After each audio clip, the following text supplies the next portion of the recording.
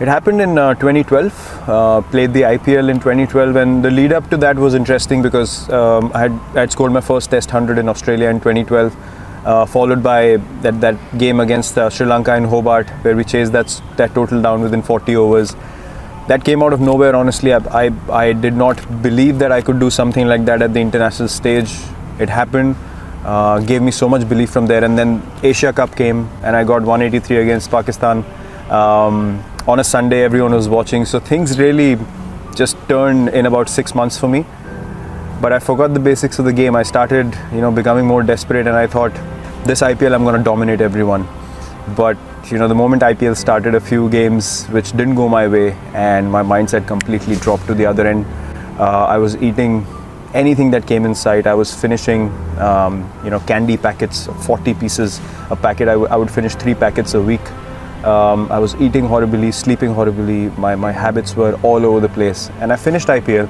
I remember I went home, came out of the shower first day, and I saw myself in the mirror, and I was ashamed. It was literally, I saw myself and I thought, I'm looking at another human being, and I told myself, look, if you want to play cricket at the highest level, this is not the way that you can manage. And from next day onwards, I changed everything about my diet, the way I trained, everything, and from then on it was just an obsession. Look, when I step onto the field, I have to believe that I'm the best, because my mindset, as I said, was very clear from the first time I started playing this game. I'm not going to allow anyone to think that I'm just a pushover. So my mindset was, I'm going to go to Australia, and how am I going to score runs against these guys? I wasn't going out there to survive. And from the time I got back home till the Australia tour, I promise you, I was visualizing every day when I was working out in the gym that I'm hitting Mitchell Johnson, I'm hitting these guys all over the park. And those things came to life eventually because I convinced myself to an extent. When I went there, I was absolutely fearless, and things just started flowing.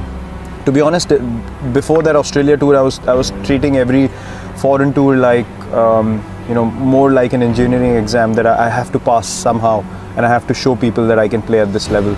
But there I realized that, once you're down and out, there was hardly anyone who came to help me. There was hardly anyone who was looking towards me and saying, listen, let's work together and try to get your game up to speed. Everyone was just going after me left, right and center. So I was like, am I playing to prove these people wrong? For what? I've got nothing to do with them, and they literally have nothing to contribute in my life.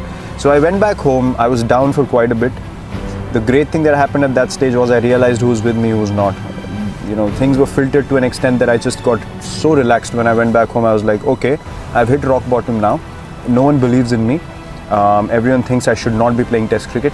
So what can I do? I can just work as hard as I can. For me, one thing was always very clear. When I step onto the field, I'm going to give 120% every game that I play. And one thing for a fact that no one can count that against me.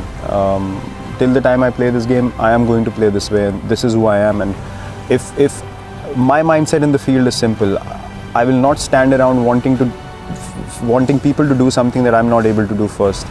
For me, every ball is an event. Every moment is an opportunity to make your team win. And that is exactly why you step onto the field. You have to make that time count. If you told me I had to walk away from this game tomorrow, I can walk away without any regrets. Because everything that I've done since I entered the Indian cricket team has always been for the team. I've been booed by 40,000-50,000 people regularly when I enter the stadium. If I start focusing on those 50,000, I can't play a ball. For me, that's an opportunity. That's an opportunity for me to say, okay, fine, things are stacked up against me.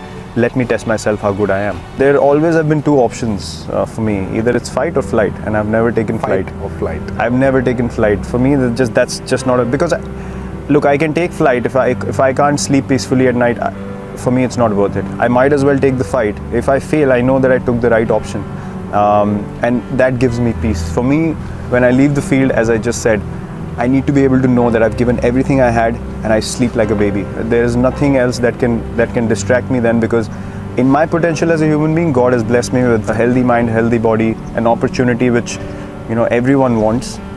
So I have to be honest to that. I have to live up to that. So for me, these things are just a process, just a part of the process, which is you keep moving forward. You keep taking the positive option. Whether you get success or not, that's irrelevant, but never take a backward step. Face the fear, look it in the eye and say, fine. I'm gonna have a smile on my face, and I'm gonna keep coming at you. And that's how I live my life as well. I don't live my life half and half. I've never done something which I'm not 100% convinced about.